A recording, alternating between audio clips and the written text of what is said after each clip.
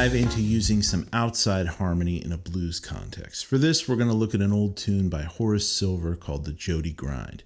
This tune is a 12-bar blues in the key of B flat, but has a couple of interesting chords. Instead of going to the 5 chord like a typical 12-bar blues, it goes to an A13, then up to a B13. Here's the rhythm part. I'll play it down and put the chord names up on the screen.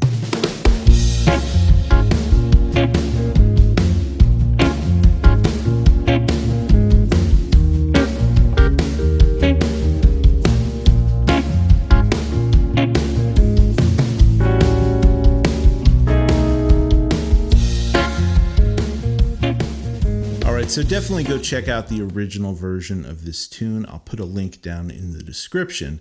But what I want to get into is what to play over these two oddball chords in this tune. This is the kind of thing that can get you into some trouble if you're a blues player and a tune like this comes up in a jam session. Now, there's all kinds of things you can play over these chords, and I'm sure some of you are going to chime in the comments section with some different suggestions.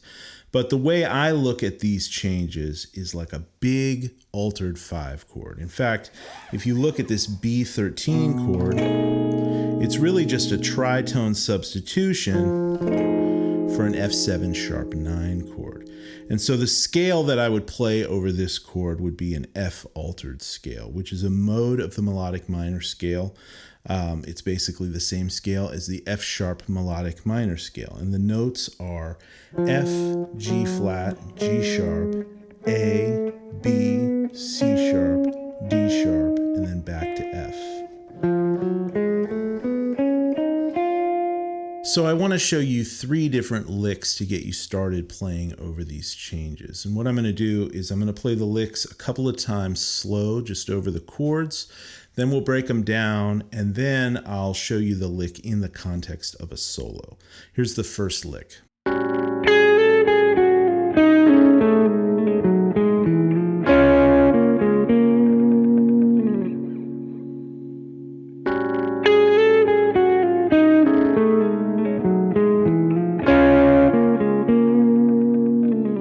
All right, so if we look at this first lick in the context of the F altered scale, we're starting on this sharp 9 of like an F7 sharp 9 chord, this note G sharp. And then we're going up a half step to A, then back down to G sharp, then F sharp, and down to F. And I kind of slide down those last 2 notes. So just one pick and then slide down. Then we come down to D sharp, C sharp, and then down to A, and then do a little hammer-on pull-off from G sharp to A. And then we come down to F sharp, and then finally slide into an F, and that's where the chord change happens, where we go back to B flat minor 7, and that's a chord tone of that chord. That's the 5th. F is the 5th of a B flat minor 7 chord. Yeah, so from F sharp up to G sharp and then down to F. And then from there, we can play a lick over the B flat minor 7 chord. Right, any kind of minor blues thing you want to do. Right, and the key to getting that to sound right is dynamics, right? The picking dynamics. You don't want to hammer into every note with the same velocity. You want to kind of give it a little bit of a dynamic up and down flow to the line. Right, and some of those legato notes like the hammer-on pull-off, right, gives it a nice dynamic difference between the notes. All right, so now I'm going to play a short solo over the 12-bar progression. I'll play some simple bluesy phrases over the main part of the progression in this position, and that'll set me up to play this line over these 2 chords.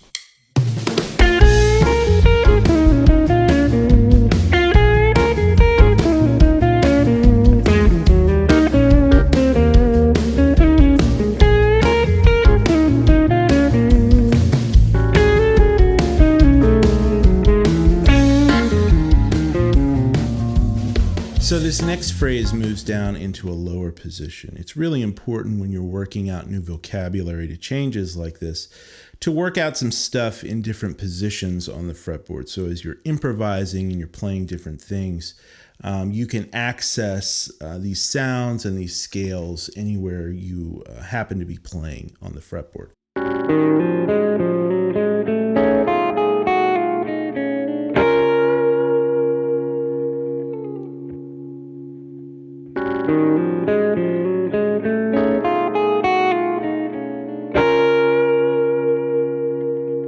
So this lick comes right out of this F altered scale. And it uses an arpeggio I like to use a lot in with melodic minor type things, anything that's a mode of the melodic minor scale. And it's this F minor triad with a major 7 and a major 9. So like an F sharp minor major 9 arpeggio. And you can play it by kind of starting on F, going up to F sharp, G sharp, A, C sharp, F, and then G sharp. Right, and I'll kind of roll that middle finger over to catch that A to C sharp.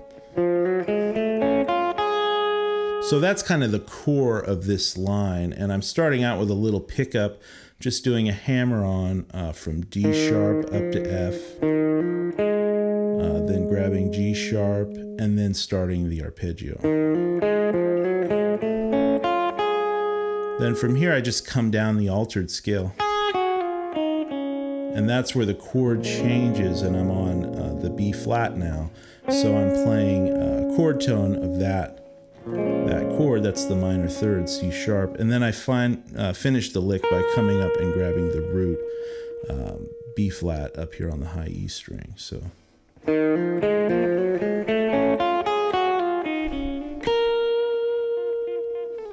all right, so now I'll play this lick in the context of a solo. I'll play some simple bluesy phrases down in this position, and then when these chord changes happen, I'll use this lick.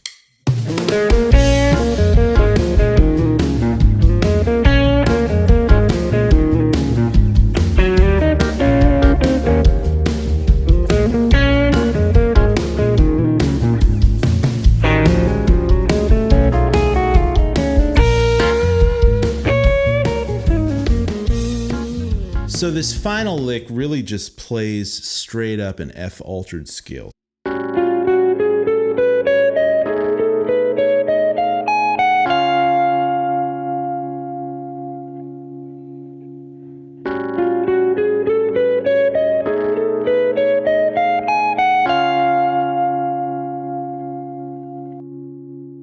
We're basically just playing right up the scale, starting on F, F sharp, G sharp, A, B, C sharp, and D sharp.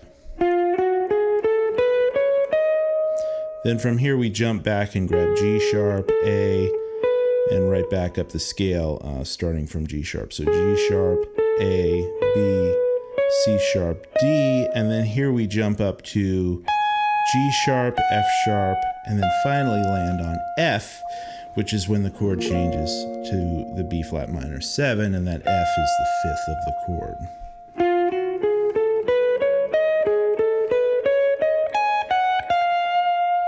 So really just playing straight up the scale and using that as a musical phrase, which works really well sometimes. So now, again, I'm going to play this lick in the context of a solo. I'll play some simple bluesy phrases up in this position, and then jump into that lick over these two chords.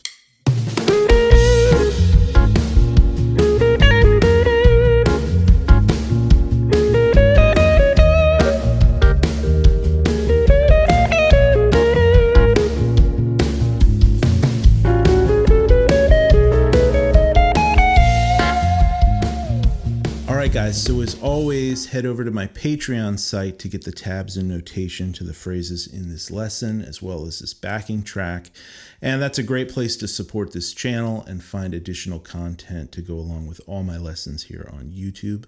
Hopefully these licks get you started learning some new altered phrases and adding some of that vocabulary to your playing. Until next time, happy practicing and take care.